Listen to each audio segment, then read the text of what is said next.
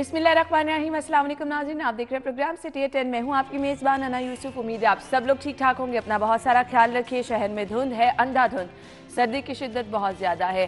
जो लोग शहर में ड्राइव कर रहे हैं उनको गुड लक भी कहना चाहेंगे, सेफ ड्राइव भी कहना चाहेंगे। अपनी स्पीड कंट्रोल में रखें गाड़ी या फिर बाइक की। बाइकर्स बहुत ज़्यादा एहतियात के साथ ड्राइव करें जी। दूसरों के लिए भी इस तरह थोड़ी सी आपकी गलती जो है वो नुकसान का बाइस बन जाती है। और इसके साथ साथ जिन लोगों ने मोटरवे पे जाना है, मोटरवे से भी अपडेट हम आने वाले शो में अदरवाइज हम ना दे सके तो आपको स्क्रीन पर टिकर की सूरत में तो अपडेट मिल ही जाती है।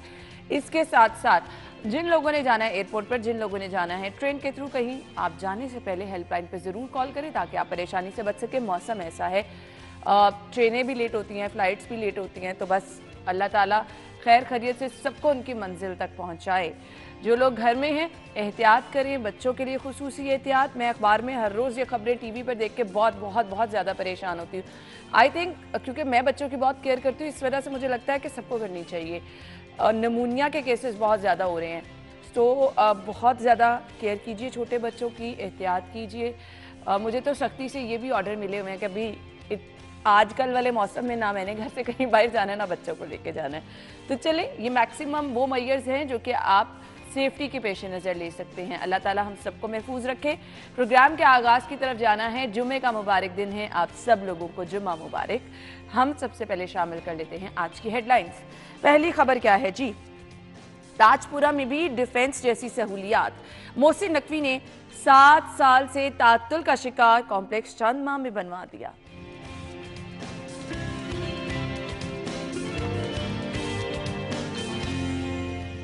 स्मॉग के असबाब पर इब्तिदाई रिपोर्ट तैयार। नामियाती गैर नामियाती ईंधन का गैर जरूरी इस्तेमाल स्मॉग की वजह करार। सियासी मंजर पर बड़ी पेशरफ्त। चौधरी सरवर बिलावल की हिमायत में सरगर्म। 21 जनवरी को पावर शो होगा। और पुलिस अफसरान इम्तिहान से परेशान क्यों, ये भी बताएंगे आज के शो में।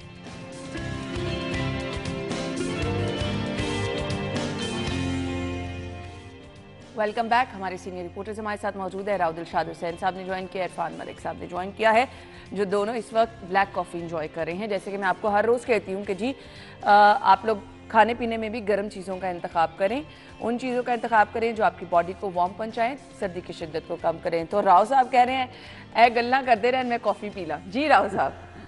जज़ाकल्लाह। अल्हम्दुलिल्लाह। अच्छा, अब मुझे राव साहब ने सारे शुक्र अभी अदा कर लिए अल्लाह ताला के। मुझे फॉग की सूरत हाल बताएं क्या है भाई। अच्छा, फॉग के हवाले से अभी गुज़श्ता रात की बात कर रहे थे कि एक 10-15 मिनट में सिचुएशन तब्दील हुई है। भी अच्छी खासी और रात तकरीबन कुछ 9:15 बजे तो बड़ा क्लैरिटी थी वेदर में। ये मुसलसल 3 दिन से 15 मिनट में, यानी 9:30 बजे मैं गुलबर्ग में ही था, तो एकदम से वो फॉग का सिलसिला शुरू हुआ और बड़ी जो विजिबिलिटी थी वो बहुत हद तक कम हुई। इवन देन की गाड़ियाँ बड़ी तेज़ भी जा रही थी, तो फिर वो स्लो उनको करना पड़ा। और जब तक समनाबाद की तरफ आए तो और ज़्यादा थी फॉग। तो अब ये चूँकि दिन भी हैं, अब ये जाते जाते, लेकिन सर्दी रात में नहीं थी इतनी। सर्दी की जो इंटेंसिटी थी वो कदरे कम थी। और आज सुबह सर्दी है, अभी फॉग नहीं थी लेकिन सर्दी है। नहीं राव साहब, जिस टाइम पे मैं आई हूँ 7 बजे के टाइम पे फॉग अच्छी खासी थी। होगी, बिल्कुल होगी। तो मौसम है ज़रा, इसमें बस इज्तनाब करने की ज़रूरत है। जो एहतियाती तदाबीर है उनको अपनाएं, गर्म कपड़े पहने। और ज़ाहिर है वो बच्चों के हवाले से ख़ास तौर पर बहुत ज़्यादा केयर करने की ज़रूरत होती है सभी को। तो अब ये ज़ाहिर है अब ये जाता जाता मौसम है। हाँ तो जी, और ये कुछ ही टाइम रह गया, ऑलमोस्ट 15 से 20 दिन है। अल्लाह ताला सबको हिफाजत में रखे। वकास ने हमें ज्वाइन किया है, फिर मैं इरफान की तरफ आऊँगी। मोटरवे पे हैं वकास। वकास बताइए क्या सिचुएशन है मोटरवे की, धुंध की क्या सूरत हाल है और क्या वक्त बताया जा रहा है मोटरवे को खोला जाएगा।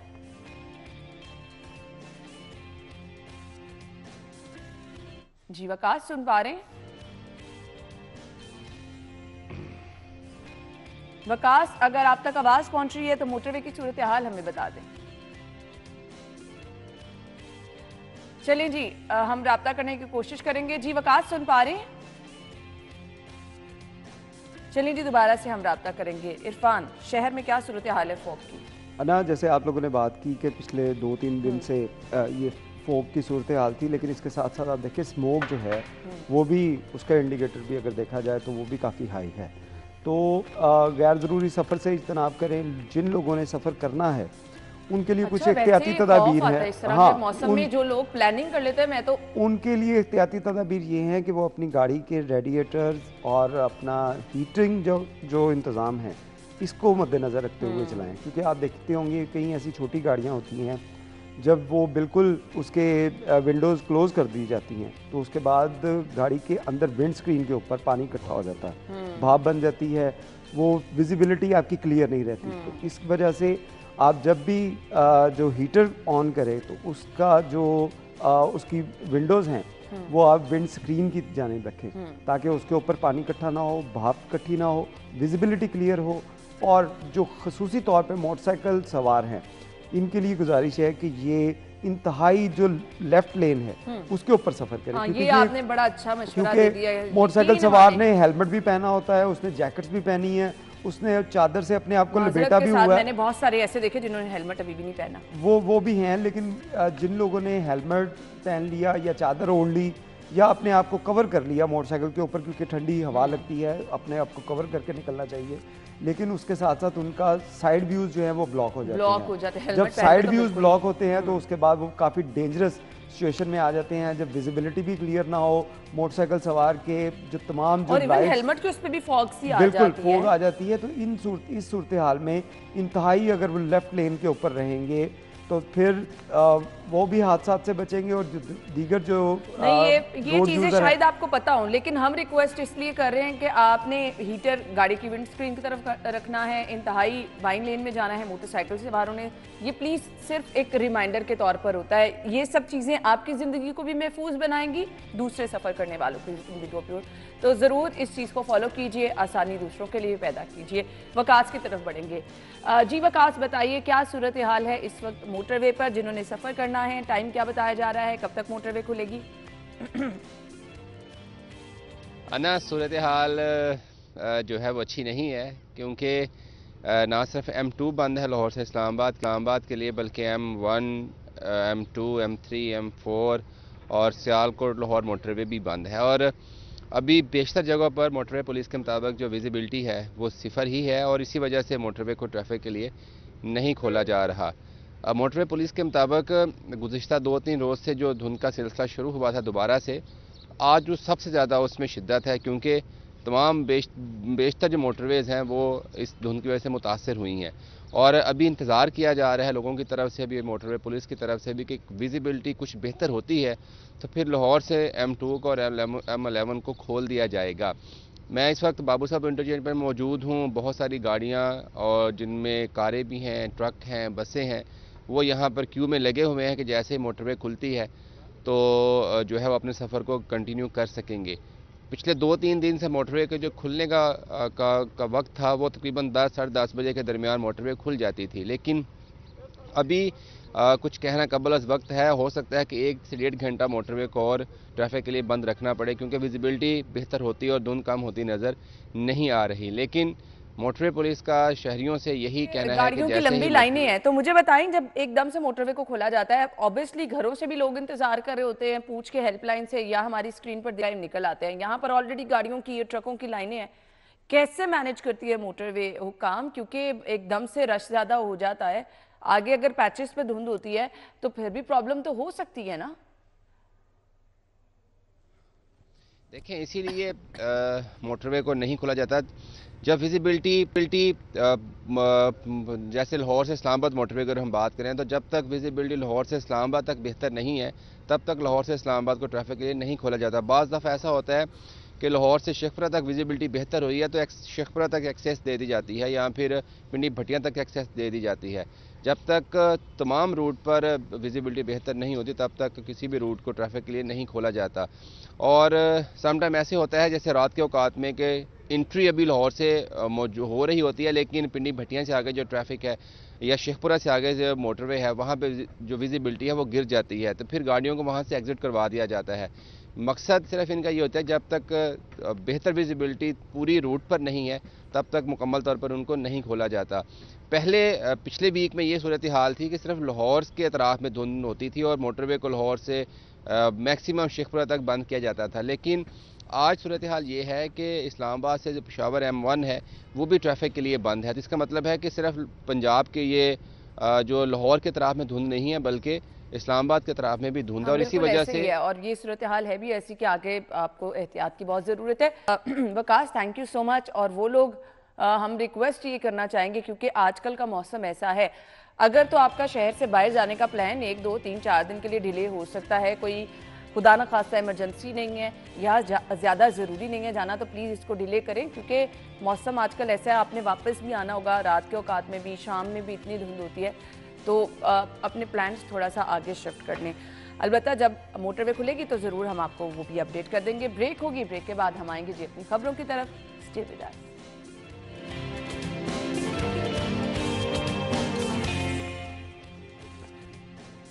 Welcome back once again. आज की लीड स्टोरी की तरफ चलेंगे, और अच्छी खबर ये है क्योंकि हम परेशान रहते थे, हम ये फैसिलिटीज़ देखते थे सिर्फ पोश एरियाज़ में, उन जगहों पर जहाँ से शायद कोई गरीब बाहर से गुजरने का भी नहीं सोच सकता आजकल के महंगाई के दौर में। अब ये है जी स्पोर्ट्स कॉम्प्लेक्स, जिनका वादा पता नहीं कब किया गया था, ख्वाब पता नहीं कब दिखाए जा रहे थे, और वो ख्वाब अब शर्मिंदा ताबीर होना शुरू हो गए हैं जी। ताजपुरा में डिफेंस जैसी सहूलियात दी गई हैं। इससे कबल भी शहर के मुख्तलिफ इलाकों में स्पोर्ट्स कॉम्प्लेक्स का इफ्तिताह किया गया है, और अभी जी वज़ीर आला ने 7 साल से तातुल का शिकार स्पोर्ट्स कॉम्प्लेक्स चंदवा में बनवाया है। 12 किनाल पर तामीर स्पोर्ट्स कॉम्प्लेक्स में 20 से ज़ायद इंडोर खेलों का एहतमाम किया गया है। इरफान अना, पहले तो मैं आपको बताऊं, मैंने खुद पर्सनली एक स्पोर्ट्स कॉम्प्लेक्स जो है वो LDA का, उसका विज़िट किया। उसके अंदर आपको स्विमिंग पूल मिल रहा था, उसके अंदर आपको बैडमिंटन मिल रहा था, उसके अंदर कैरम मिल रहा था, जिम मिल रहा था, और ये तमाम जो फैसिलिटीज़ थी, हाँ, ये तमाम फैसिलिटीज़ बच्चों के लिए, ख़वातीन के लिए सेपरेट थी और मेल हजरात के लिए सेपरेट थी। तो ये एक बड़ी ज़बरदस्त चीज़ थी कि स्विमिंग पूल दो एक स्पोर्ट्स कॉम्प्लेक्स के अंदर दो स्विमिंग पूल हो, जो ख़वातीन के लिए अलहदा हो, बच्चों के लिए अलहदा हो। वहाँ पे बाकायदा तौर के ऊपर वहाँ पे इंस्ट्रक्टर मौजूद हो जो आपको वहाँ पे लाइफ सेविंग वाला जो अमला है वो मौजूद हो। ये सारी नहीं हो सकती। जितनी ज़बरदस्त फैसिलिटीज़ इन स्पोर्ट्स कॉम्प्लेक्स में मिल रही है, आपकी बात बिल्कुल ठीक है कि ये हमें बड़े बड़े जो जिम थे, बड़े बड़े जो कॉम्प्लेक्स थे, उनके अंदर मिलती थी, जिनकी फ़ीसें जो हैं वो अगर आप सुन लें तो वो आप परेशान हो जाएं कि 10-10 लाख रुपया महीने का आपने साल की उसकी मेंबरशिप लेनी है, फिर उसके बाद लाख रुपया आपने उसका साल का पे करना है, फिर आप ये तमाम फैसिलिटीज़ जो थी अवेल कर सकते थे।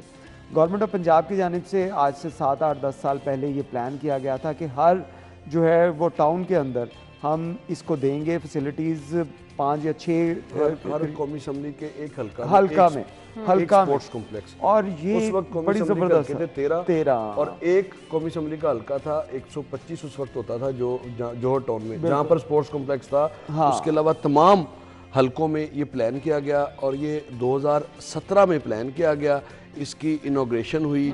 लाहौर शहर में ये 12 मजमूई तौर पर स्पोर्ट्स कॉम्प्लेक्सेस थे जिन्होंने मार्च अभी 3 हो, अभी 3, ये चौथा है गालिबन। तो अब इन 12 की अगर बात करें तो 12 में से इन तमाम स्पोर्ट्स कॉम्प्लेक्सेस ने मार्च 2018 में मुकम्मल होना था। और मार्च 2018 में जब आपको याद होगा कि पकड़ दकड़ शुरू हुई और कभी LDA के ऑफिसर्स को पकड़ा गया, कभी उसी वक्त वो आहत चीमा को 2017 में पकड़ा गया था। लेकिन ये जो सारे लोग ये काम करवा रहे थे, फिर आगे इलेक्शन भी था, मई में इलेक्शन था, तो जाहिर है जब गवर्नमेंट भी बिल्कुल आखिरी दमों में थी। लेकिन होता ये है कि तमाम स्पोर्ट्स कॉम्प्लेक्सेस को यकसर निगलेक्ट किया गया जब गवर्नमेंट आई पाकिस्तान तहरीक इंसाफ की, और बुज़दार सरकार ने बिल्कुल तवज्जो नहीं दी। अच्छा, उनमें से 7 या 8 ऐसे स्पोर्ट्स कॉम्प्लेक्सेस थे जो 70% से ज़ायद जिनका काम हुआ था, यानी चंद करोड़ दरकार थे उनकी फिनिशिंग के हवाले से। और इसकी मिसाल मैं आपको ऐसे भी देता हूँ कि जो मीनारे पाकिस्तान ग्रेटर इकबाल पार्क से मुलेका एक स्पोर्ट्स कॉम्प्लेक्स है, जब कोविड आया तो वो बहुत बड़ा वैक्सीनेशन सेंटर भी बना।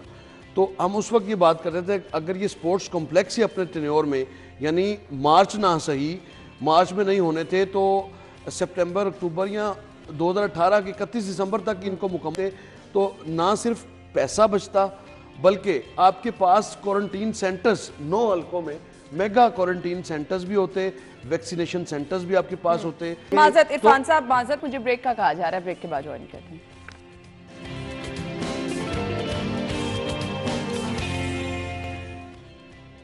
Welcome back. हम गुफ्तगू का सिलसिला आगे बढ़ाएंगे। स्पोर्ट्स कम्प्लेक्स के हवाले से हम बात कर रहे थे और इसके साथ साथ जो अच्छे इकदाम हैं, चली थी, हम कोशिशें करते हैं कि मैक्सिमम गुड न्यूज़ आपके तक पहुंचा दे। जिन्ना अस्पताल की रिवैम्पिंग का आगाज़, कैंसर मेडिकल वार्ड की अपग्रेड होंगी। राव साहब, देखिए, मैं थोड़ा सा स्पोर्ट्स कॉम्प्लेक्सेस पे आपके नाज़रीन को भी बताएं कि किस तरह क्या होता रहा है यहाँ पे। जो गवर्नेंस के दावे थे कि बड़ी ज़बरदस्त गवर्नेंस पाकिस्तान तहरीक इंसाफ की, उसका हाल ये था कि वो लाहौर के शहरियों के लिए एक पब्लिक फैसिलिटी थी, पब्लिक सेंटर्स थे ये स्पोर्ट्स कॉम्प्लेक्सेस। ये उस वक्त ये तो प्रॉपर बनाए जाने थे उस वक्त यहाँ तो जो घरों के बाहर बाग थे, पब्लिक प्लेसेस थी, वहां पर सहूलियात नहीं कोई देख सका। जबकि सिर्फ चंद करोड़ दरकार थे तब ये नहीं बनाए गए। जब इनकी जो कंस्ट्रक्शन कॉस्ट थी, जब वो 10 गुना बढ़ गई तो तब इनके फंड्स जारी किए गए। तो ये वो दोहरा म्यार नहीं, था। इसमें राव साहब ये देखेंगे, इसमें उन लोगों ने फंड भी नहीं जारी किए। ये इशू ये था कि ये क्योंकि मुस्लिम लीग नून के प्रोजेक्ट थे, इस वजह से जरूर जाते थे लेकिन खर्च नहीं होते, खर्च नहीं करती, बताया ये जाता था कि स्पोर्ट्स कॉम्प्लेक्स के लिए, उसी वजह से इसको जो है वो लेके नहीं आगे खुदा के लिए आइंदा भी जो गवर्नमेंट आए वो अपनी गवर्नेंस अपने फीतों के बजाय कम से कम जो अवाम के खून फीते अपने लगा लें, फीते लगा लें, लगाएं, अपनी प्लेटें लगा लें, लेकिन उसको कंप्लीट करें, लेकिन उसको कंप्लीट करें। जो अवाम की सहूलत के प्रोजेक्ट है, इसको डेवलपमेंट के प्रोजेक्ट्स होते हैं उनको एक्सपीडाइट कराना चाहिए, जो भी गवर्नमेंट आए।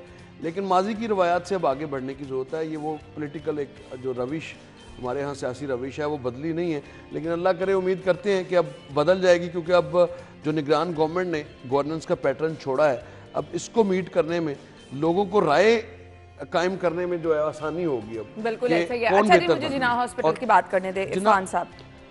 जिन्ना हॉस्पिटल की अगर आना बात की जाए तो जिन्ना हॉस्पिटल का जो कैंसर यूनिट जो है, ये एक इंतहाई वक्त की ज़रूरत थी। आपको पता है कि पंजाब पूरे के अंदर कोई सरकारी सतह के ऊपर कैंसर का हॉस्पिटल जो है वो मौजूद नहीं था, और इसी के ऊपर वज़ीर आला पंजाब मोहसिन नकवी की जानिब से इसको रियलाइज़ किया गया और उन्होंने इसके ऊपर कमो बेश 20 से ज़ायद मीटिंग्स की जा चुकी हैं कि हम अगर नया हॉस्पिटल जहाँ पे हम मनामा में बनाने जा रहे हैं कैंसर हॉस्पिटल, उसको जितना टाइम लगेगा बनने में, उससे पहले हम अपने जो यूनिट्स हैं इसको ऑपरेट किया। वो हॉस्पिटल भी बनेगा, हॉस्पिटल है उसी को ही नहीं कैंसर में शिफ्ट किया, वही वो कैंसर हॉस्पिटल बनेगा ना प्रॉपर। मैं बात कर रहा हूँ कि उसके साथ साथ जो यूनिट्स हैं आपके हॉस्पिटल्स के अंदर मौजूद हैं, इनको फाल किया जाए, और इसके लिए जो जिन्ना की रिवैम्पिंग जो है वो की जा रही है। ये इंतहाई एक अशद ज़रूरत थी कि आप जिन्ना हॉस्पिटल के ऊपर बर्डन की अगर सूरत हाल देखें तो आपको वाकई नज़र आता था कि एक बेड के ऊपर 2-2, 3-3 पेशेंट जो हैं वो रखे जाते थे। फिर उसका वेटिंग एरिया जो है वहाँ पे पेशेंट को ट्रीट किया जाता था। डॉक्टर्स, नो डाउट डॉक्टर जो है वो अनथक मेहनत कर रहे थे उन पेशेंट को बचाने के लिए। गवर्नमेंट नाकाम थी कि तमाम फैसिलिटीज़ जो है वो पेशेंट को भी दी जाए, डॉक्टर्स को भी दी जाए, लेकिन अब रियलाइज़ किया गया इन चीज़ों को, और उसके बाद जैसे न्यू हॉस्पिटल को रिवैम्प किया गया, सर्विस हॉस्पिटल को रिवैम्प किया गया, इसी तरह जिन्ना हॉस्पिटल को रिवैम्पिंग की बारी भी आ रही है। और पंजाब भर में जो है वो 110 के करीब हॉस्पिटल जो है जिनको रिवैम्प किया जा रहा है, और उसमें ये मैं समझता हूँ कि ये डायरेक्टली अवाम को फ़ायदा होगा, डायरेक्टली। इसमें किसी गवर्नमेंट का फ़ायदा नहीं है, किसी इदारे का टैक्सेशन जो होती है वो तालीम और सेहत के नाम पे ही मैक्सिमम होती है। बिल्कुल। लेकिन एक्सपेंडिचर की अगर बात करें तो वो जो दावे और वादे और जो नारे हैं वो भी यही सब है। अवाम को फिर एक बार से भिलाने और विसलाने की कोशिश की जा रही है, वोट की खातिर यही नारे लगाए जा रहे हैं। खैर, उसको छोड़ दें। हॉस्पिटल्स के बाद आ जाते हैं शॉपिंग मॉल। ग्लोबल विलेज की बिल्डिंग मुकम्मल, फरवरी में इफ्तिताह होगा। राव साहब, क्या मंसूबा है ये? देखिए, ये जोहर टाउन में ग्लोबल विलेज बनाया जा रहा है जिसमें मुख्तलिफ पवेलियंस हैं बनाया जा रहा था। ये भी आपने सही और कभी इसकी कोई मतलब अरीना के नाम से कभी इसकी एग्जैक्टली। तो अब ये है कि इसमें 3-4 विजिट इसके चीफ मिनिस्टर साहब ने किए हैं, तो जिसकी वजह से ये एक्सपीडाइट हुआ है, कामयाब अब बिल्डिंग इसकी हो चुकी है। अब उम्मीद है कि ये फंक्शनल भी होगा और एक अच्छा है भाई। बहुत सारे जो मेट्रोपॉलिटन सिटीज़ होते हैं वहाँ पर इस तरह की बहुत सारी लोगों के लिए जो एक्टिविटीज़ लोग कर सकें, शॉपिंग, आपका बिजनेस, इकोनॉमी को ये सपोर्ट करती हैं इस तरह की एक्टिविटीज़। तो हमारे यहाँ देखें स्प्रिंग फेस्टिवल में, अब आगे स्प्रिंग फेस्टिवल जब शुरू होंगे तो क्या होता था, मैक्सिमम वो रेस कोर्स में एक मेला ठेला सा लगा के और उसके बाद वो कैनाल को सजा के और कहने को वो हम स्प्रिंग फेस्टिवल कर रहे हैं। लेकिन दुनिया के जो बड़े शहर हैं, ख़ास तौर पर जो जिनकी आबादी 10 मिलियन से ज़्यादा है, वहाँ पे तो बहुत ज़्यादा एक्टिविटीज़ हैं। और इस तरह के ग्लोबल विलेज, दुबई में भी ग्लोबल विलेज है और आप सोच नहीं सकते हर मुल्क का वहाँ पे पवेलियन है। यानी हर मुल्क की जो प्रोडक्ट्स हैं वो वहाँ पे अगर कोई स्याह जाता है तो उसको वो वहाँ पर नज़र भी आती हैं। तो इसी तरह से अच्छा है, इस पे जो मुकामी सनतें हैं उनको फ़रोग देने के लिए ये एक अच्छी जो एक्टिविटी है। और आपको याद होगा कि फोर्टिस स्टेडियम में जो नुमाइशें वगैरह लगती थी तो हैंडीक्राफ्ट्स को, मुकामी जो सनती यूनिट्स थे उनको कितना इसमें बूम मिलता था। तो इसमें ज़ाहिर है बराह रास्त इकनॉमिक एक्टिविटीज़ का भी है। फिर जॉब्स, अगर एक बिजनेस हब बनेगा तो वहाँ पर फिर जॉब्स भी लोगों के लिए क्रिएट होंगे। असल चीज़ ये है कि देखिए, जैसे आपके पास जौहर टाउन में ही एक एक्सपो सेंटर है। एक्सपो सेंटर आपका किस लिए है कि वहाँ पे और बहुत बड़ी जगह है, इतनी बड़ी जगह है और बड़ी दुनिया वहाँ पे आती है जो अपने बिजनेस जो है वो लेके आती है, प्लान लेके आती है। वहाँ पे टाइम हम देखते हैं सारी चीज़ें चल रही होती हैं। तो इस तरह की एक्टिविटीज़ से जहाँ पे आप अपनी इकोनॉमी को स्ट्रॉन्ग कर सकते हैं, वहीं पे लोगों के अट्रैक्शन के लिए बड़ी चीज़ें ला सकते हैं। जैसे हम स्पोर्ट कॉम्प्लेक्स की बात, ये इसकी जौहर टाउन कॉम्प्लेक्स की बात कर रहे हैं, यहाँ पे अगर कोई एक्सपोज लगती हैं तो उसमें हर मुल्क से भी कई मालिक से यहाँ पे चीज़ें लाई गई हैं अपनी प्रोडक्ट बेचने के लिए।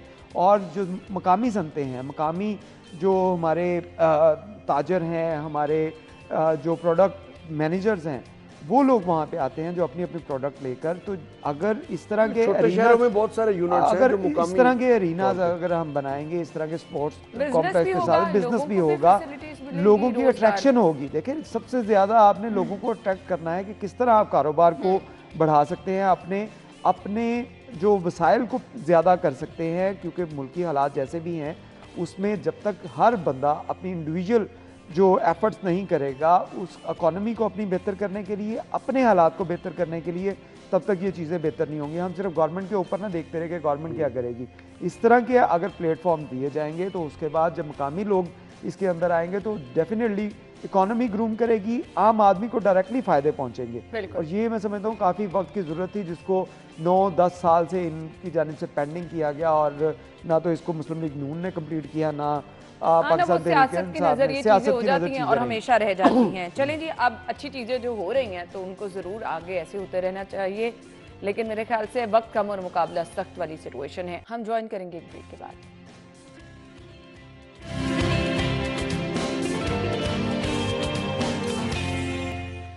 Welcome back once again. खबर हमारे पास क्या है जी, स्मॉग के असबाब पर इब्तदाई रिपोर्ट तैयार कर ली गई। नामियाती गैर नामियाती ईंधन का गैर जरूरी इस्तेमाल स्मॉग की वजह करार दिया गया है।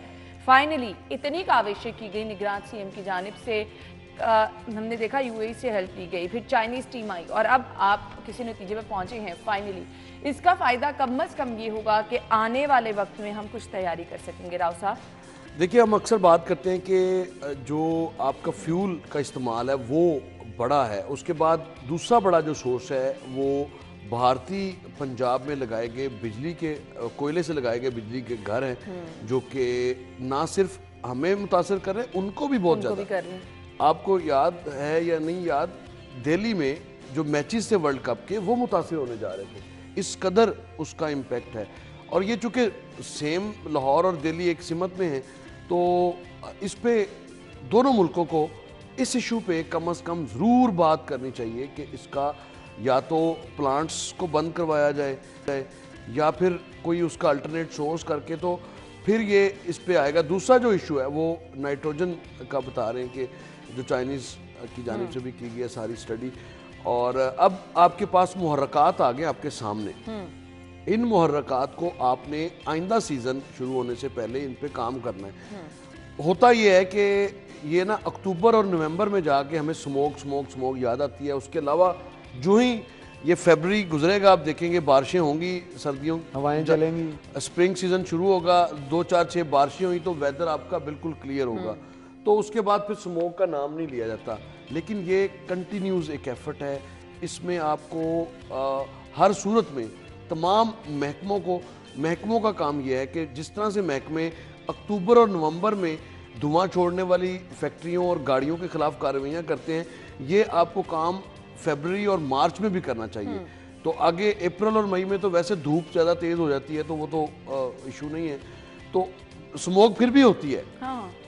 बादल ज़रूर साफ, आसमान ज़रूर साफ नज़र आएगा, लेकिन स्मोक की इंटेंसिटी मौजूद रहती है, क्योंकि आपके शहर में 90 लाख से ज़ायद गाड़ियाँ चलती हैं, इसमें आना और जाना रहता है। तो इन जो फ्यूल आप इस्तेमाल करें उसके ऊपर आपको एक सीरियस एफर्ट करने की ज़रूरत है। कि मैं एक माहिरीन थे, उनसे जब बात हुई इस हवाले से, तो उनकी जानिब से बताया गया कि कुवैत का जो फ्यूल है वो इस्तेमाल करने की वजह से हो रहा है, और कुवैत का फ्यूल आपको छोड़ना पड़ेगा अगर आप चाहते हैं कि ये, तो वो बहुत बड़ा एक उसके पार्टिकल्स इसका सबब बनते हैं। लेकिन उस पर अब ये वो चीज़ें हैं जिस पर आप कंट्रोल कर सकते हैं। आप फ्यूल एफिशिएंसी को किसी और सोर्स से भी फ्यूल हासिल कर सकते हैं, मार्केट मौजूद है। अगर अब इसमें थ्रू आउट अगर आप ये काम करते हैं, तो मेरे ख्याल से आने वाला जो साल है वो आपको इससे बेहतर लगेगा, और उसके बाद फिर ग्रेजुअली बेहतरी आएगी। ये वो काम हुआ है कि आपको याद होगा 2011-12 में डेंगू के हवाले से आपको ये पता ही नहीं था कि डेंगू की अफजाइश कैसे होती है, इसको रोकना कैसे है। जब वो हलाकतें हुई और फिर श्रीलंकन टीम को, फिर थाईलैंड की टीम को यहाँ पर बुलवाया गया, तो एक SOPs का चार्ट बना जिस पे आपने काम किया। 2012 के मुकाबले में 2013 में 11 और 12 में डेथ्स की रेशो बहुत ज़्यादा थी, 13 में एक भी डेथ नहीं हुई थी। तो आपने जब आपने प्रिकॉशनरी मेजर्स के ऊपर काम करते हैं, तो फिर आपको उसके ज़रूर फ़वाइद जो हैं वो नज़र भी आते हैं, और उसके समरात भी नज़र आते हैं आपको। मगर हाई कोर्ट की अदालत भी हम देखते हैं, वो लगती है तो वो सीज़न में बहुत ज़्यादा ऐसे लगता है कि असल में इशू देखें ये है कि एनवायरनमेंट का इशू सिर्फ पाकिस्तान का नहीं है, ये ग्लोबली इशू है और इसको ग्लोबली हैंडल करने की जरूरत है। देखिए डिफरेंट चीज़ है, देखिए वो ग्लोबल इशू है, नहीं, ये भी स्मोग एनवायरनमेंट से रिलेटेड ये चीज़ें हैं। अगर आप धुआं छोड़ने वाली गाड़ियों पर कंट्रोल नहीं कर रहे, तो पाकिस्तान में अगर इशू है, या इंडिया के अंदर कोल जो है उसके साथ बिजली बना रहे हैं तो उसमें इशू है, तो वो पाकिस्तान को भी असर कर रहा है। इसी तरह श्रीलंका को भी इशू जो है वो सफ़र करेगा ये इस इशू से। नहीं, ये सारी चीज़ें जो हैं वो पूरी दुनिया के अंदर इसका इफेक्ट आता है। अगर पाकिस्तान के अंदर या इंडिया के अंदर आप जो है ये ना तो फ्यूल को अपने एडजस्ट करें, ना कोल के जो पावर प्लांट्स हैं इनको बंद करें, इसके अलावा डस्ट दीगर जो पोल्यूशन है उसको फैलाते रहें। हमारे हमसाया मुल्क में अंदर अगर अमेज़न के जंगल भी आ जाएंगे तो फिर भी हमारे हालात ठीक नहीं होंगे। जब तक हम हर घर जो है, हर फर्द जो है इसके ऊपर एफर्ट नहीं करेगा, तब तक मामला ठीक नहीं होंगे। अगर फ्यूल की बात कर रहे हैं कि गवर्नमेंट को जो रिपोर्ट दी गई है कि फ्यूल जो है ये एक मेजर फैक्टर है, और ये भी बताया गया था कि 43% जो है वो स्मोक जो है वो गाड़ियों के धुएं की वजह से आती है। तो नाकस फ्यूल कौन ले रहा है? नाकस फ्यूल कौन ले रहा है? नाकस फ्यूल के मैं जाके खरीद तो नहीं रहा जाके किसी दुकान से, मैं तो पेट्रोल पंप से जाके ले रहा हूँ। पेट्रोल पंप कौन रन कर रहा है? गवर्नमेंट रन कर रही है। तो गवर्नमेंट अगर फ्यूल ये ले रही है तो उसमें इस गवर्नमेंट को अपनी पॉलिसीज़ को चेंज करना पड़ेगा। वज़ीर आला पंजाब की जानिब से जो नई पॉलिसीज़ दी गई कि सरकारी महकमा कोई जो है वो बाइक नहीं खरीदेगा, सिर्फ ई बाइक्स खरीदी जाएंगी, लोगों को ई बाइक्स के हवाले से ज़्यादा फैसिलिटेट किया जाएगा, स्टूडेंट्स को दी जाएंगी। ऑटो रिक्शा जो है वो इलेक्ट्रिक के ऊपर आएगा, गाड़ियाँ इलेक्ट्रिक जो है उसको ज़्यादा से ज़्यादा इस्तेमाल करें। ये वो पैटर्न है जिसके ऊपर हमें आना पड़ेगा। अब चाइना के अंदर आपको कोई गाड़ी जो है फ्यूल के ऊपर नज़र नहीं आती। मेजॉरिटी गाड़ियां जो है वो 99% गाड़ियां और मोटरसाइकिलें उनकी इलेक्ट्रिक के ऊपर चली गई हैं। इलेक्ट्रिक बहुत चीज़ें हैं, लेकिन इंडिया में देखें अभी बहुत सी खामियां ऐसी हैं जो हम उससे इंडिया से बहुत आगे हैं। इंडिया के मूवी थिएटर्स के अंदर जो मूवीज़ बन रही हैं वो टॉयलेट के यूज़ के हवाले से, टॉयलेट के ज़रूरत के हवाले से बन रही हैं। हमारे पाकिस्तान में ये आपको इश्यूज नज़र नहीं आते। हम बहुत से इश्यूज के अंदर इंडिया को बहुत ज़्यादा लीड कर रहे हैं, इंडिया से बहुत ज़्यादा आगे हैं, लेकिन हमें मिलजुल कर एनवायरनमेंट के ऊपर मिलजुल कर काम करने की ज़रूरत है। हर शख्स को, हर फर्द को इसके ऊपर जब तक और आज ये ना किया गया तो फिर आने वाला वक्त हमारी नस्लों के लिए बड़ा खतरनाक होगा। बहुत बहुत शुक्रिया आप लोगों के वक्त के लिए। नाज़रीन, हेडलाइंस होंगी, ब्रेक होगी, फिर हम आपको ज्वाइन करेंगे। स्टे विद अस।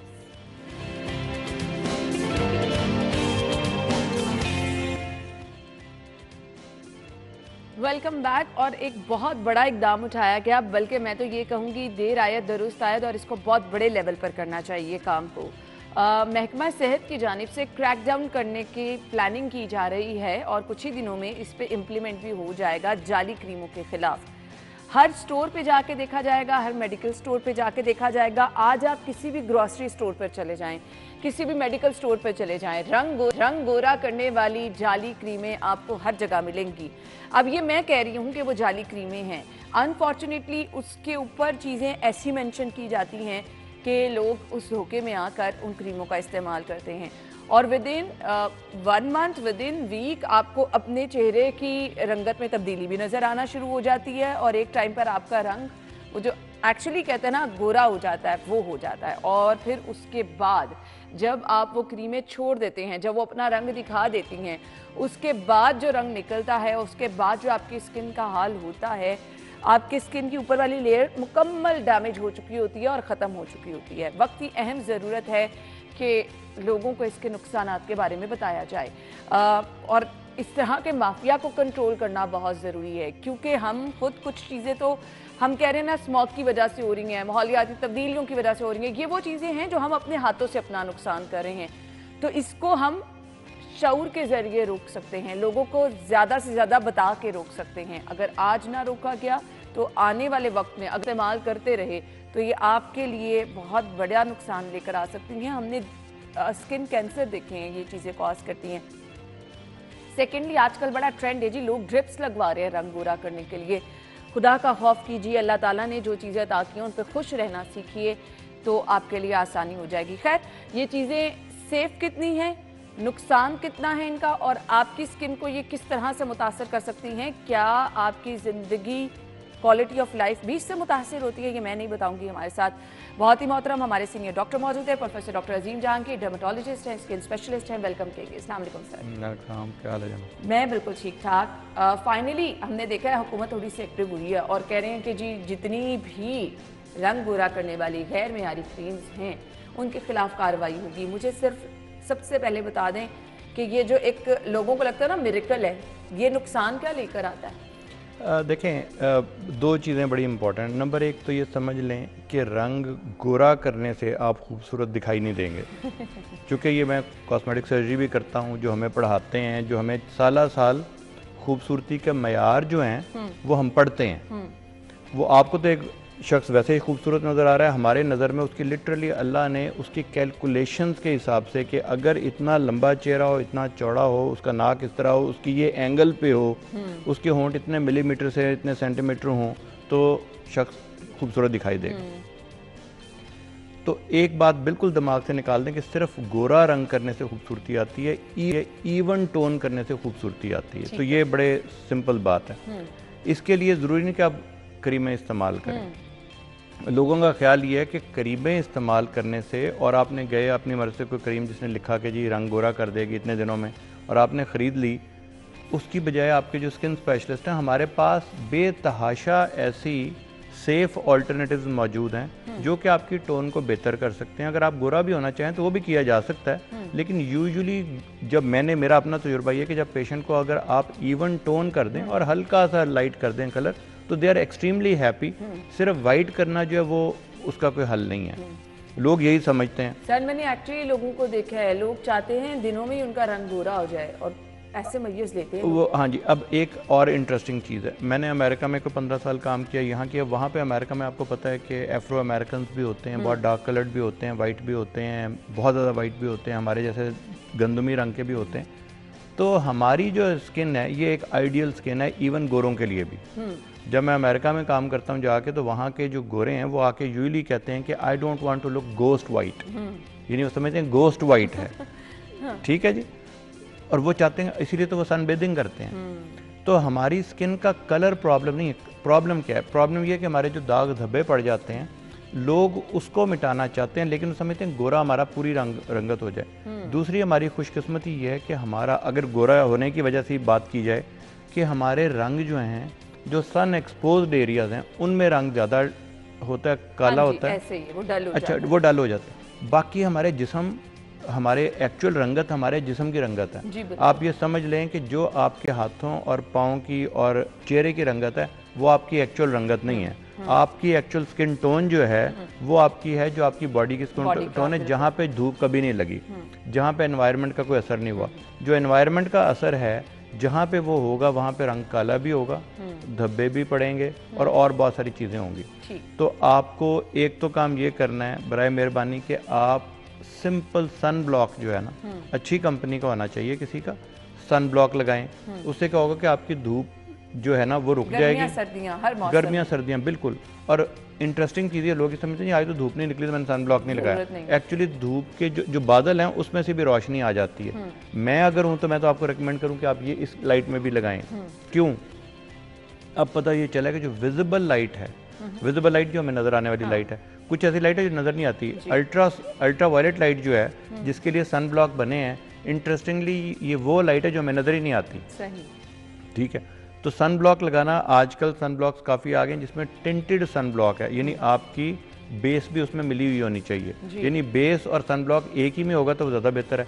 या आप अगर आपने सन ब्लॉक लगाना है उसके ऊपर बेस ज़रूर लगाएं। बेस इसलिए ना लगाएं कि आपको सिर्फ अच्छा दिखाई देना है, बल्कि वो आपकी विजिबल लाइट को रोकेगी। बिल्कुल। और बेस जो अगर सन ब्लॉक वाली बेस है उसमें एक ख़ास केमिकल होता है जो कि उसको ठीक कर देता है। अगर आपको सन ब्लॉक ऐसा अच्छा ना लगे कि आप जी वाइट हो जाती है जिल्द और मुझे बुरी लगती है, तो आजकल जो केमिकल सन ब्लॉक्स आए हैं, कुछ फिजिकल होते हैं जो वाइट कर देते हैं, कुछ केमिकल, उसमें सिर्फ प्रॉब्लम ये कि 2 घंटे तक काम करते हैं। तो अगर आप धूप में तो 2 घंटे के बाद वो ऑटोमेटिकली ख़त्म हो जाएंगे। अच्छा, अब आगे चीज़ आपका वो जो पर्टिकुलर क्वेश्चन था कि जो वाइट करने वाली क्रीमें हैं उनके नुकसान क्या हैं, ये जो ड्रिप्स हैं उनके नुकसान क्या हैं। जी, वो मैंने कुछ पिक्चर्स भी आपको भेजी थी। हमारे जो चंद दिनों में जब गोरा करेंगी वहाँ पे अब 2 सबसे बड़े मसले हैं। नंबर 1, देखिए, अब ये जो पिक्चर्स चल रही हैं यकीन माने ये तो देख के खौफ आ रहा है। जी, अब ये मेरे एक्चुअल पेशेंट्स की भी हैं कुछ, जिन्होंने इजाज़त दी और उन्होंने कहा अच्छा जी हमारी बस शक्ल ना आइडेंटिफाई करें। और ये सिर्फ रंग गोरा करने के बाद हुआ है? ये रंग गोरा करने वाली जो क्रीमें हैं वो अब 2 काम ख़राब करती हैं। नंबर 1 तो उसमें स्टीरॉयड्स होते हैं। ठीक है। स्टीरॉयड जो हैं वो आपकी जिल्द को एक तो बारीक कर देते हैं, सबसे ऊपर वाली जिल्द को, और वहाँ पे आपके जिस तरह बच्चे की पैदाइश से पहले माँ के पेट के ऊपर लाइनें पड़ जाती हैं जिसको हम स्ट्राया बोलते हैं, उस तरह के स्ट्राया पड़ने, चूँकि इतनी जिल्द बारीक हो जाती है जिल्द फटनी शुरू हो जाती है। नंबर 2, जिल्द पे ख़ास किस्म के दाने जिसको रोजेशिया बोलते हैं वो होना शुरू हो जाता है। और तीसरी चीज़ कि वो काफ़ी दफ़ा लोग ना वो क्रीम लेके पूरे जिस्म पे लगाना शुरू कर देते हैं, विच मीन्स कि आपकी पूरी बॉडी से स्टीरॉयड एब्जॉर्ब होना शुरू हो गया। तो उसने स्टीरॉयड ने वही गड़बड़ की जो कि खाने वाला स्टीरॉयड कर रहा है, चूँकि बॉडी ने पूरी एब्जॉर्ब करना शुरू कर दिया तो उसकी मिकदार उतनी हो गई जितनी कि आप IV ले रहे हैं या ओरल ले रहे हैं, तो लोगों का वजन बढ़ना शुरू हो जाता है। ये मैं तो कभी सोच भी नहीं सकता था कि कभी लगाने वाले स्टीरॉयड से इतना नुकसान होगा, क्योंकि मैंने कभी इतने लोगों को लगाते नहीं देखा, लेकिन यहाँ पे ख़वातीन जो हैं अननेसेसरी पूरे जिस्म पे लगाने लग जाती हैं। अफसोस की बात यह है कि लोग यहाँ पे हर चीज़ जो है ना उसका कसूरवार गवर्नमेंट को ठहराते हैं।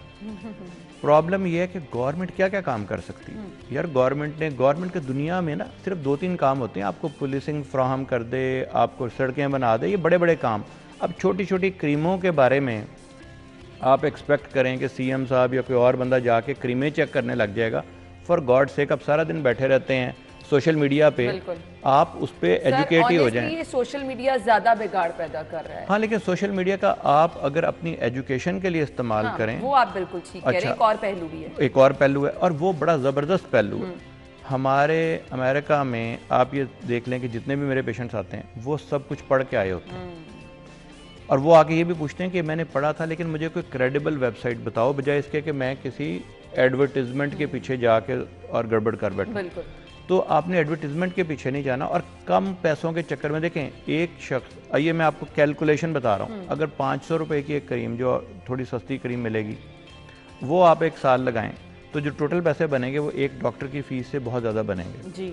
डॉक्टर जो है, जो स्किन स्पेशलिस्ट है, आपने अपनी, अगर आपको कोई ऐसी ख्वाहिश भी है ना जो आपका दिल चाहता है, फर्ज को मेरे पास पेशेंट आते हैं बड़े शर्मा के कहते हैं जी मेरा दिल चाहता है, मेरे होंठ बड़े बारीक हैं और मेरी हमेशा से ख्वाहिश थी कि अगर वो मुझे बताएं तो मैं 50 चीज़ें उसके लिए कर सकता हूँ। आजकल फिलर्स आ गए हैं, बोटॉक्स आ गया, और ये वो चीज़ें हैं। अच्छा, इंटरेस्टिंग चीज़ ये है कि जो चीज़ें काम करती हैं और सेफ़ हैं वो बदनाम हो जाती हैं। हाँ जी, और जो अच्छी नहीं है और सस्ती हैं और आम दुकानों पे मिलती हैं, लोग कहते हैं इसका तो नुकसान ही कोई नहीं है। उससे क्या प्रॉब्लम होती है, एक चीज़ होती है जिसको हम कहते हैं रोजेशिया। रोजेशिया एक ख़ास किस्म के दाने हैं जो कि स्टीरॉयड की वजह से बनते हैं। अब बिला वजह अच्छा भला चेहरा जो है शदीद ख़राब हो जाता है बिकॉज उन्होंने दवाइयाँ लगाते रहे। थोड़ा सा वाइट रंग तो हो गया लेकिन साथ ही दाने बन गए। अब दानों को ठीक करने से और निशान बनेंगे। ऐसे ही है। दूसरा ये जब आपने निशान पड़ गए जो कि अब ठीक भी नहीं काफ़ी तो होते, उनको लेज़र करनी पड़ती है और काफ़ी मुसीबत में हम पड़ जाते हैं।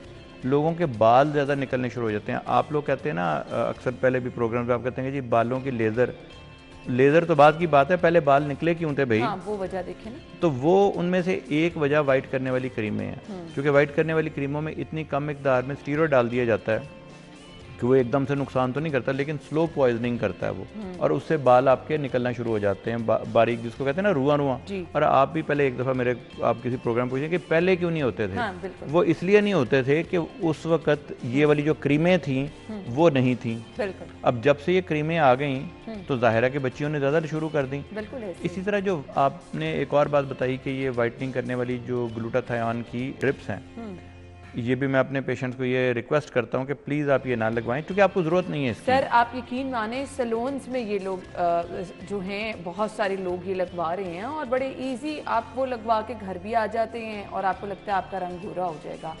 हम इस रुझान को किस तरह से, मतलब आपको कम से कम पता होना चाहिए कि है क्या ये। हाँ जी, देखें आप लोग जो मैं पहले भी आपसे मैंने बड़ी दफ़ा कहा कि एक सबसे इम्पॉर्टेंट चीज़ जो मेरी एक्सपेक्टेशन से ज़्यादा इम्पॉर्टेंट थी वो ये थी, और आप लोग बल्कि मुझे कहते थे कि आप डॉक्टर साहब आया करें ज़रूर ऐसे प्रोग्राम्स में, चूँकि इससे एजुकेशन, और मेरा ख्याल था कि आऊँगा तो सही लेकिन पता नहीं इसका कितना इम्पैक्ट होता है।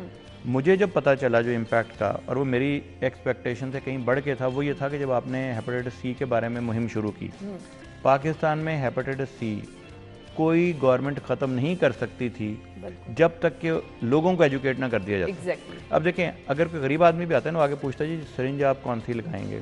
बिल्कुल सही। ठीक है ना। अब हम ये एक्सपेक्ट करते हैं कि गवर्नमेंट सब कुछ करे, गवर्नमेंट सब कुछ नहीं कर सकती। फॉर गॉड से अमेरिका की गवर्नमेंट नहीं कर सकती। हमें खुद अपने आप को एजुकेट करना है। अननेसेसरी देखें, आपने घर बनाना हो तो आप आर्किटेक्ट के पास जाते हैं, बिल्कुल। आपने गाड़ी का इंजन ठीक कराना आप डॉक्टर के पास नहीं जाते, मैकेनिक के पास जाते हैं। आपका अगर स्किन का कोई मसला है तो आपने खुद से तजुर्बा नहीं करना। और अगर आपने पढ़ना है, अच्छा एक और बात मुझे बड़ी कल परसों इंटरेस्टिंग लगी और फिर मैंने उसका जवाब भी देना पड़ा मुझे।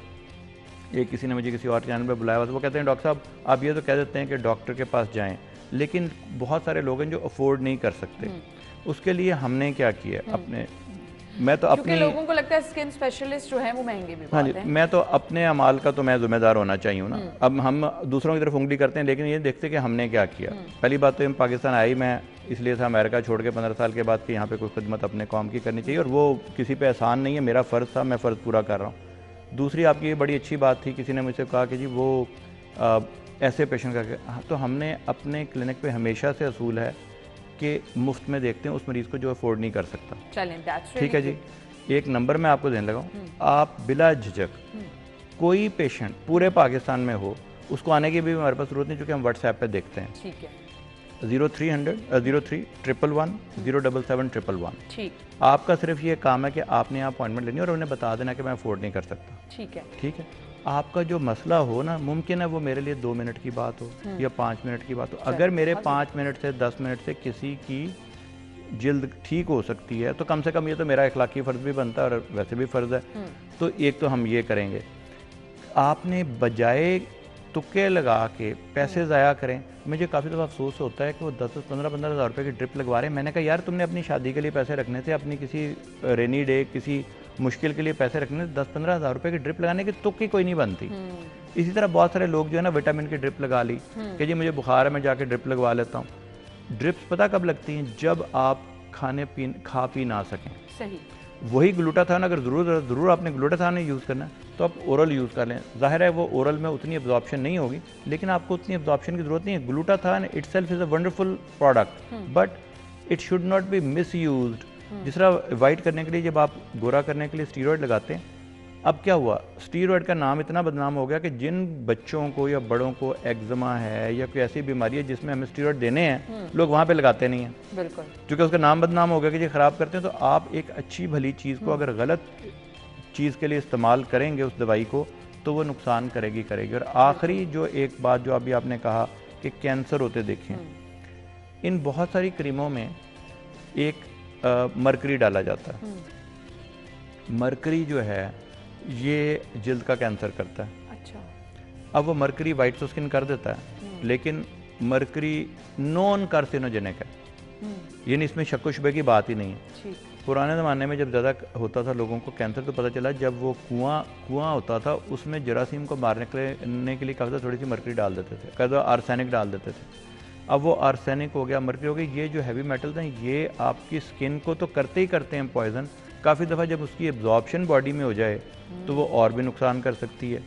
ठीक है, तो रंग गोरा करने वाली क्रीमें जो हैं, और इंटरेस्टिंग चीज़ है, वही जितने हमारे थर्ड वर्ल्ड कंट्रीज़ हैं सिर्फ यहाँ तक बिकती हैं, बाकी लोगों को वैसी ज़रूरत नहीं है वाइट करने की। तो इसके लिए हमें अपने आप को एजुकेट करना है, डॉक्टर से पूछें, बेतहाशा सवाल करें, ताकि आपको खुद एजुकेट होके, अगर आपने खुद लगानी भी है कोई, मैं तो कहता हूँ कि अगर आप कोई इवन मेकअप भी लगाएं तो उसके इंग्रेडिएंट्स आपको पता होने चाहिए, ताकि अगर किसी चीज़ से एलर्जी हो जाए। अब तो अल्हम्दुलिल्लाह हमारे पास इतने सारे टूल्स हैं, इतने सारी, और पाकिस्तान में जो दवाइयाँ हैं ना, खुदारा ये दिमाग में बिल्कुल क्लियर कर लें कि पाकिस्तान की जो हेल्थ केयर है ना, ये मैं खुदा की कसम खा के कह सकता हूँ कि one of the better one than the best नहीं होगी, लेकिन अब ये देखते हैं बेस्ट अगर 1 लाख रुपए की केयर है और बेटर 10,000 रुपए की या उससे भी कम केयर है, तो वो हम उसको इतना अंडर वैल्यू नहीं कर सकते। बिल्कुल बिल्कुल, कहीं ना कहीं हमारा अपना रोल आ जाता है कि हम अपने लिए क्या सिलेक्ट करें।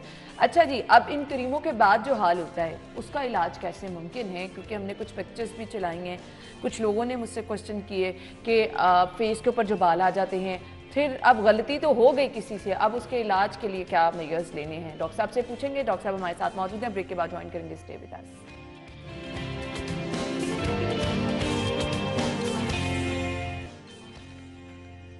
Welcome back once again. So नुकसान कितना है इन चीज़ों का, इन रंग गोरा करने वाली क्रीमों का, वो तो डॉक्टर साहब ने बहुत डिटेल में बता दिया। अब वो लोग जो कि कहते हैं कि जी हमने रंग गोरा करने वाली क्रीम इस्तेमाल कर ली थी, बाद में ये असरात हुए, स्किन पे काले धब्बे पड़ गए हैं, स्किन पे रेड कलर के पैचेस पड़ गए हैं, स्किन पे दाने निकलना शुरू हो गए हैं, स्किन पर बाल आ गए हैं, स्किन की क्वालिटी वो नहीं रही है, ढिलक सी गई है स्किन। अब करना क्या है? अब वापसी का रास्ता कोई है भी या नहीं डॉक्टर साहब?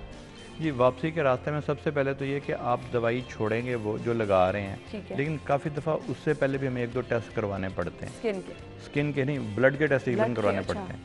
कुछ लोग जो दवाइयाँ गोरा करने वाली हैं उससे मिलती, क्योंकि उसमें भी स्टीरॉयड होता है, तो स्टीरॉयड इन जनरल काफ़ी दफ़ा ना, एक छोटी सी और भी बात मेरे ख्याल में बतानी बड़ी ज़रूरी है आपके सामने नाज़रीन को, कि वो क्रीम एक तो है ना गोरा करने वाली, उसमें स्टीरॉयड काफ़ी दफ़ा डले होते हैं। काफ़ी दफ़ा स्टीरॉयड मिलते हैं क्योंकि प्रिस्क्रिप्शन के बगैर भी मिल जाते हैं। लोग इसको कहीं पर भी खारिश हो, ख़ास तौर पे अंदरूनी अज़ा के करीब के जी वहाँ पे रगड़ से खारिश हो रही है, लोग ना लगाना शुरू करते हैं क्योंकि उससे सुकून मिलता है, आर्म पिट में, ग्रोइन में। अब वो जो है वहाँ पे बेतहाशा दफ़ा आपको नज़र आएगा कि वहाँ पे क्रॉनिकली लगा के नुकसान हो गया। कुछ लोगों को कोई रैश हो, वो स्टीरॉयड की क्रीम के जी बेटनोवेट लगा लूँ, फलां लगा लूँ, डर्मोवेट लगा लूँ। अब ये जो क्रीमें हैं ये बड़े स्ट्रॉन्ग पोटेंट स्टीरॉयड्स हैं, वो जब एब्जॉर्ब हो जाते हैं तो उतना ही नुकसान पहुँचाते हैं जो कि दूसरा स्टीरॉयड खाने वाला करता है। अब आपने स्टीरॉयड लेने तो शुरू कर दिए, उसको बंद करना मुश्किल हो जाता है, क्योंकि जो ही बंद करेंगे, जब आप बाहर से स्टीरॉयड ले रहे होते हैं तो आपकी अपनी बॉडी स्टीरॉयड बनाना बंद कर देती है। ठीक है, वो समझती है अल्लाह ने एक ऑटोमेटिक मैकेनिज्म रखा है। अब जब आपने बाहर वाले अचानक बंद कर दिए, और बॉडी अचानक नहीं बना सकती, उसको कम से कम 2-3 महीने काफ़ी दफ़ा लग जाते हैं बनाते हुए, रंग स्टीरॉयड को बनाते हुए। स्टीरॉयड आपके ज़िंदा रहने के लिए ज़रूरी है, बाय द वे आपकी अपनी बॉडी भी स्टीरॉयड बना रही है, जो कि आपके ज़िंदा रहने के लिए ज़रूरी है। अगर स्टीरॉयड 0 हो जाए तो ब्लड प्रेशर 0 हो सकता है, ठीक है, मर सकते हैं लोग। ठीक है, तो उसके लिए ज़रूरी है कि हम फिर एक टेस्ट कर लेते हैं कि क्या बॉडी अपना स्टीरॉयड बना रही है। कि अगर हम बाहर वाली क्रीमें बंद करें तो ये वही वाली बात है, तो काफ़ी हम क्रीमें बंद कर देते हैं और ओरल स्टीरॉयड थोड़े देना पड़ते हैं ताकि वो आहिस्ता हो जाए। उसके नुकसान भी जो है, जो वज़न गेन किया होता है स्टीरॉयड वाली क्रीमों ने, वो वज़न भी वापस आना शुरू हो जाता है, नॉर्मल होना शुरू हो जाता है। उसकी जो जिल्द पे असरात हुए हैं, कुछ वो असरात हैं जो वापस आ जाते हैं। ठीक है, फॉर एग्ज़ाम्पल आपके जो दाने हैं, जो रोजेशिया बना है, वो काफ़ी दफ़ा कम होता है, वापस 100% नहीं आता। उसके लिए फिर हमें कुछ दवाइयाँ दानों की या रोजेशिया की देनी पड़ती हैं। रोजेशिया जो है वो समझ लें आपके टी जोन में दाने हैं, जिसमें रेडनेस भी है, दाने भी और जल्द भी बारीक हो जाती है। आपकी रगें जो हैं, अगर आप मैग्नीफाइंग ग्लास से देखें तो रगें नज़र आनी शुरू हो जाती हैं। धूप में जाने से वो बढ़ जाता है। काफ़ी दफ़ा कॉफ़ी टी से बढ़ता है। काफ़ी दफ़ा इमोशनल जब आप हो जाते हैं तब जब आपकी फ्लशिंग हो जाए फेस की, रेड हो जाए फेस, चाहे वो इंतहाई गर्मी में हो, इंतहाई सर्दी में हो, कोई कार्बोनेटेड बेवरेजेस जो हैं कोक वगैरह उससे हो जाता है, कुछ लोगों को कैफीन से हो जाता है, कुछ को आपके अचार वगैरह मसाले वाली चीज़ें खाने से एकदम से रेडनेस हो जाती है। अगर वो रेडनेस हो और साथ दाने निकले हैं तो वो रोजेशिया है। धूप से हो जाता है कुछ लोगों को, काफ़ी बहुत ठंड में हो जाता है। तो वो जो चीज़ें हैं वो आहिस्ता आहिस्ता कम हो सकती हैं। कुछ दवाइयाँ दे देते हैं, खाने वाली कुछ देनी पड़ती हैं या लगाने वाली देनी पड़ती हैं। आहिस्ता आहिस्ता वो क्रीमें हम बंद करवा देते हैं। तो अल्लाह का शुक्र है अच्छे खासे लोग ठीक हो जाते हैं। कुछ में निशान पड़ जाते हैं जो कि मुस्तकिल जो गहरे खड्डे हैं, एक किस्म गड़े पड़ गए जो दानों में भी पड़ सकते हैं, उसके लिए हमें कुछ लेज़र्स करनी पड़ती हैं। ठीक है। लेज़र जो है उसको फ्रैक्शनल लेज़र बोलते हैं और वो काफ़ी हद तक उसमें बेहतरी आ जाती है। काफ़ी दफ़ा वो जो रगें फूल गई हैं, जो कि दूर से लगता है कि बड़ा सुर्ख हो गया चेहरा, वो रगें फूली नहीं होती बल्कि जिल्द जो है वो इतनी ऊपर वाली बारीक होती है कि नीचे से रगें नज़र आनी शुरू हो जाती हैं। अच्छा। और काफ़ी दफ़ा डायलेट भी हो जाती हैं, ब्लड वेसल फूल जाती हैं। उसके लिए एक बहुत ही ज़बरदस्त लेज़र है जिसका नाम है पल्स्ड डाई लेज़र। वो पाकिस्तान में एक दो जगह पे मौजूद है, लेकिन वो अल्हम्दुलिल्लाह वो बड़ी ही इफेक्टिव लेज़र है, वो की जा सकती है जिससे आपकी रेडनेस जो है ना वो नॉर्मल तो हो, क्योंकि वो जो रेडनेस है वो बुरी भी लगती है, धूप में भी ज़्यादा इरिटेट करती है। तीसरी रह गई दानों की बात, दाने भी हो गए, रेडनेस भी, बालों की जो आप बात कर रहे थे, जो बाल जो उससे निकलते हैं उसको भी लेज़र हेयर रिमूवल से ठीक किया जा सकता है। लेकिन उसके लिए सबसे इंपॉर्टेंट चीज़ है कि वो जो फीड हो रहा है बालों को, जो कि बाल ज़्यादा बना रही है, उस चीज़ को तो पहले रोका जाए। बिल्कुल आपने सही कहा। तो उसके रोकने के साथ साथ हम लेज़र हेयर रिमूवल शुरू कर देते हैं। अब वो भी एक बड़ी इंटरेस्टिंग चीज़ है कि पाकिस्तान में वही वाली बात हम कहें जी गवर्नमेंट कुछ करे, लेकिन गवर्नमेंट फिर क्या क्या कुछ करे कि जब आपको पता है कि लेज़र एक डॉक्टर ही के करने का काम है, तो फिर आप दूसरी जगहों पे ना जाएं। आप ब्यूटी पार्लर से ब्यूटी पार्लर का काम करवाएं। अगर आपने कहीं मेकअप करवाना है, कहीं आपने वो, और उसमें भी थोड़ा सा एहतियात करें। बिल्कुल। हमने अब थोड़ा सा ट्रेंड करने की शुरू की है कि कोई मेडी स्पाज हो। मेडी स्पा का फ़ायदा ये होता है कि किसी under supervision of a skin specialist तो हो, क्योंकि वजह यह है कि मेरे पास बहुत सारे पेशेंट्स आते हैं जिनके बाल इसलिए ख़राब हो गए कि उसके बालों पे कोई ऐसी चीज़ लगा दी गई जो उसने स्ट्रेट तो कर दिए बाल, लेकिन बाल टूट टूट के छोटे होने लग गए बाल के। वो देखना पड़ेगा कि भाई क्यों हुआ, उसका कोई ऑल्टरनेटिव सोचें। इसी तरह जो नाखून हैं उनमें फंगस आना शुरू हो जाता है। चूँकि जी मैंने मैनिक्योर करवाने गई थी, तो हमने अब क्या शुरू किया कि हम चाहते हैं कि जो मेडी स्पाज या मेडिकली सुपरवाइज्ड जो आपके ब्यूटी पार्लर हों, ताकि उसमें जो स्टरलाइजेशन है वो हम उतना ही अच्छा करने की कोशिश करते हैं। इस तरह सर्जरी हो रही है, क्योंकि लिटरली जब आप कोई चीज़ कर रहे होते हैं वहाँ पे कट भी लगे तो सर्जरी का ही वो वाला हो गया ना। तो जो आप आलात इस्तेमाल करते हैं वो स्टरलाइज होने चाहिए, लिटरली वो उसी तरह स्टरलाइज होनी चाहिए जिस तरह की सर्जरी हो रही है। क्यों?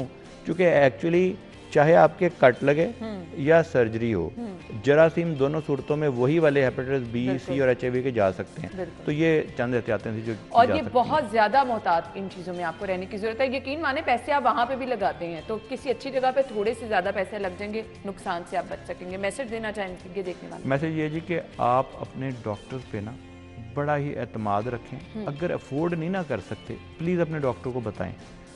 मैंने बहुत कम ऐसे डॉक्टर देखे हैं जो इतने लालची हों कि जो अफोर्ड नहीं भी कर सकते उसको चार्ज करें। तो एतमाद करें और अल्लाह का शुक्र ये अदा करें। मुझे पता है लोग बड़े डिप्रेशन में हर वक्त होते हैं, हर तरह की पाकिस्तान की बुराइयां तो ज़रूर करते हैं। मैं आपको एतमाद से कह सकता हूँ कि पाकिस्तान इतना बुरा मुल्क नहीं है और हम इतने इनकॉम्पिटेंट लोग नहीं हैं इन जनरल। तो amongst all those depressing news that you see all the time, the reality is कि हमारा हेल्थ केयर सिस्टम इतना बुरा नहीं है जितना आप समझते हैं, और पाकिस्तान उतना बुरा मुल्क नहीं जितना आप समझते हैं। सही। सो आप अपने डॉक्टर का एक तो इंतखाब बहुत देखभाल कर करें, दूसरा अपने डॉक्टर पर एतमाद भी करें। जो कुछ पूछना चाहते हैं वो इन डिटेल पूछें। आपके डॉक्टर का राइट है कि वो आपके हर सवाल का जवाब दे, जो नहीं देगा उसके पास दोबारा मत जाएं। Thank you so much doctor साहब, बहुत बहुत शुक्रिया। अब हमारी अगर आपकी मुलाकात होनी है कल सेम टाइम पर, अपना बहुत सारा ख्याल रखिएगा, हमें दुआओं में याद रखिएगा। इजाज़त दीजिए, अल्लाह हाफ़िज़।